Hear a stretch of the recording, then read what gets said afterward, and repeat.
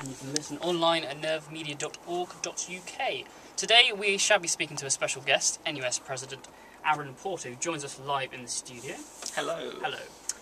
You can also have your voice. Our voice is your voice, so you can tweet in the show at Nerve Radio, and you can also text us on 07766 404142. Start your message with Nerve Radio, all one word. It'll come straight to us to the studio. So you can also have your mention as well. I'm also joined here by Steve Johns. Hi. How you doing? Good. And right, let's get to it. All right, so welcome to Nerve Studios. Hello. It's nice to be here. I've chosen, not that your listeners will know, it's a lovely, beautiful day to be down in Bournemouth. So I'm hoping to try and steal a march down to the coast before I leave. I've come all of this way, so it'd be, I think it'd be wrong of me to not try and get to the coast before I leave. Yeah, so. you enjoying the sunshine? Yeah, no, it's amazing how different a university campus can look on a bright sunny day, and I think kind of university recruiting people, desperately wish that days like this are the weather you get on an open day. And certainly for me, it's much nicer to see a campus when it's in beautiful sunlight rather than kind of horrible rain. But no, great to be here. I think it changes the attitude of how we study. It's quite nice. It's really nice. Well, I've been following you on Twitter.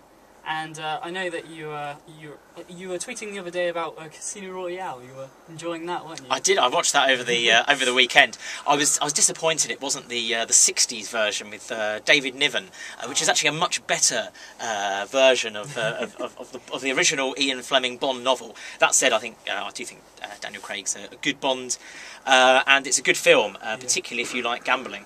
And you can follow the games that are being played. But no, it's a good film. There's some good films like Moon River. Oh no, Moon River. Is that the next Bond? I'll be watching out for that one. Moonraker though was the very first Bond film I saw. I had nightmares about Jaws. I was about 7. But okay, well, for those who are listening who don't know you are. Explain your job and what you've briefly done over the past year. Yeah, sure. So, in case you missed it at the start, I'm Aaron Porter. I'm president of the National Union of Students. So NUS represents students in further and higher education across the UK, and there are about 650 students' unions in FE colleges, sixth forms and universities that are members of NUS. And it's my role to kind of represent the views of students to the general public, to universities and colleges, to government, to opposition, and out in the media. Normally the task of the NUS president is to just try and get some coverage of their issues.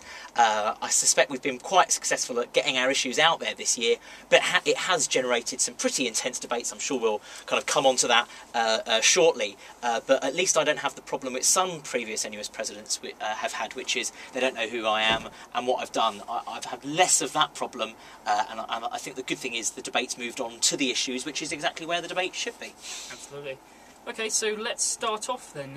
When you were elected in 2010, what aim or goal, shall we say, was originally set out? Or perhaps more specifically, what were you going to change previous to the position that was before you?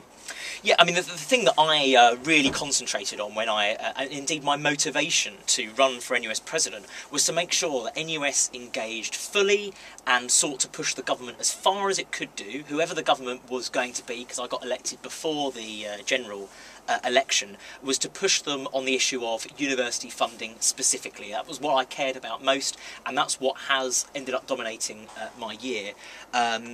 The final outcome that we got, i.e. a fee cap of up to £9,000, was not what we wanted. It was actually a million miles away from what we wanted.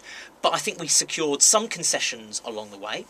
There is a better deal for part-time students.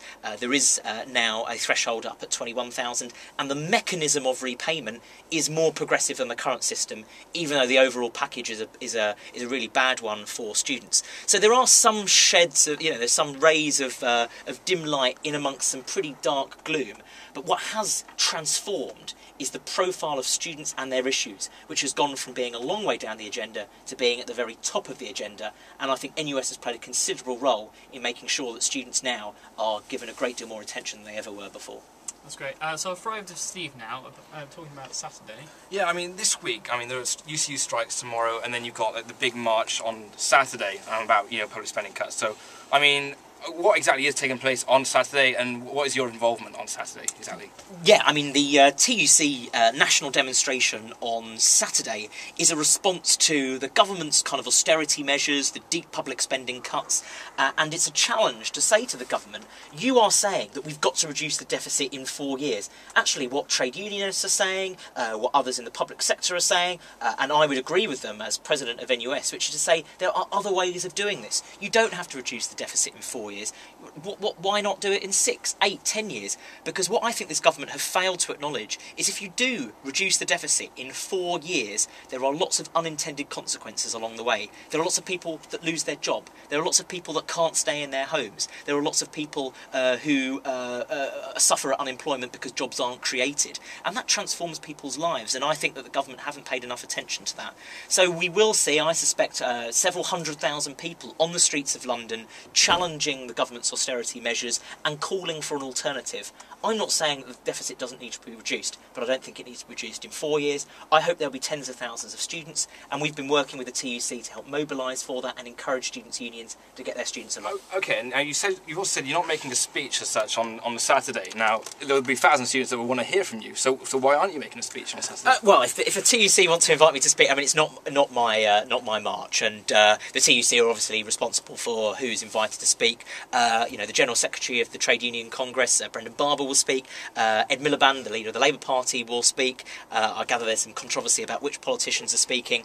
For me, it's not about who speaks, it's about the issues that are raised, and I think it's right that NUS supports it, both in terms of word and deed, and that's what I'm really pleased about. Okay, and you said in a talk in Bournemouth just a few hours ago that you think 50,000 emails to Ms Cable would have been more effective, perhaps, than the demo. So why are you supporting the strike and the march on Saturday if you don't think it's that effective? I said, I think I should clarify what I said. I mean, I said that, you could argue that 50,000 people on the street didn't make much difference to the final outcome on tuition fees, and, in many respects that's right. And if you look at other recent successful campaigns, like the government's U-turn on school sports, on the Forestry Commission sell-off, those campaigns were successful because actually they were largely about getting emails into the inboxes of politicians, and perhaps if NUS had got 50,000 emails into Vince Cable's inbox, that might have got a different result. We won't actually ever know in truth, and we can just speculate. But I do think that